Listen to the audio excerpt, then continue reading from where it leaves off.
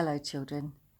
This is the final part of the Easter story, and I'm still reading from the Jesus Storybook Bible by Sally Lloyd Jones, and this one's called God's Wonderful Surprise, and you can find the full story in Matthew 28, Mark 16, Luke 24, and John 20. Okay. Jesus' friends were sad. They would never see their best friend again. How could this happen? Wasn't Jesus the rescuer? The king God had promised? It wasn't supposed to end like this. Yes, but whoever said anything about the end? Just before sunrise, on the third day, God sent an earthquake and an angel from heaven. When the guards saw the angel, they fell down with fright.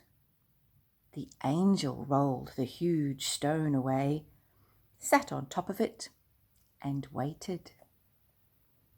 At the first glimmer of dawn, Mary Magdalene and the other women headed to the tomb to wash Jesus' body. The early morning sun slanted through the ancient olive trees, drops of dew glittering on leaves and grasses, little tears everywhere. The friends walked quietly along the hilly path through the olive groves until they reached the tomb, and immediately noticed something odd. It was wide open. They peered through the opening into the dark tomb. But wait, Jesus' body was gone. Here's the picture of the women arriving. Can you see that?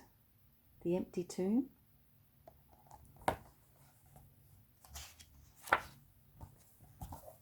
And something else.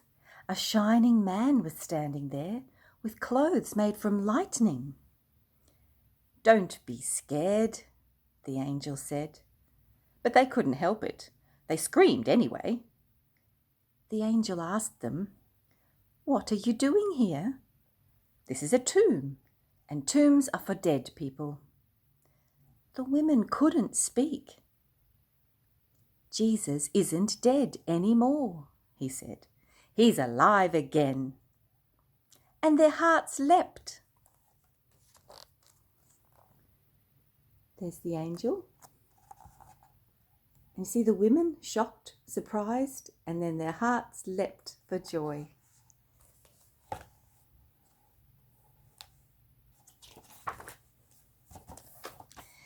The other women rushed home, but Mary stayed behind. How could it be true? Jesus was definitely dead. How could he be alive? Just then, Mary heard someone else in the garden. Perhaps it's the gardener, she thought. He'll know where Jesus' body is. "I don't know where Jesus' body is," Mary said urgently. "I can't find him." But it was all right. Jesus knew where she was, and he had found her. Mary. Only one person said her name like that. She could hear her heart thumping. She turned around. She could just make out a figure. She shaded her eyes to see and thought she was dreaming. But she wasn't dreaming. She was seeing. Jesus! Mary fell to the ground. Sudden tears filled her eyes and great sobs shook her whole body. And all she wanted in that moment was to cling to Jesus and never let him go. "You'll be able to hold on to me later, Mary," Jesus said gently, "and always be close to me. But now, go and tell the others I'm alive." And there's Mary talking to Jesus.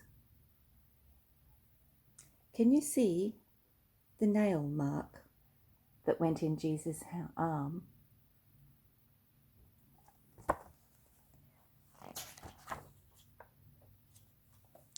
Mary ran and ran all the way to the city. She had never run so fast or so far in all her life. She felt she could have run forever. She didn't even feel like her feet touched the ground. The sun seemed to be dancing and gleaming and bounding across the sky, racing with her and shining brighter than she could ever remember in the clean, fresh air. And it seemed to her that morning, as she ran, almost as if the whole world had been made anew, almost as if the whole world was singing for joy. The trees, tiny sounds in the grass, the birds, her heart. Was God really making everything sad come untrue? Was he making even death come untrue? She couldn't wait to tell Jesus' friends. They won't believe it, she laughed. She was right, of course. And so, children, that's the end of Easter Sunday story. But it's not the end, is it? You can all get to know Jesus in your own special way. So I hope you all enjoy the rest of Easter.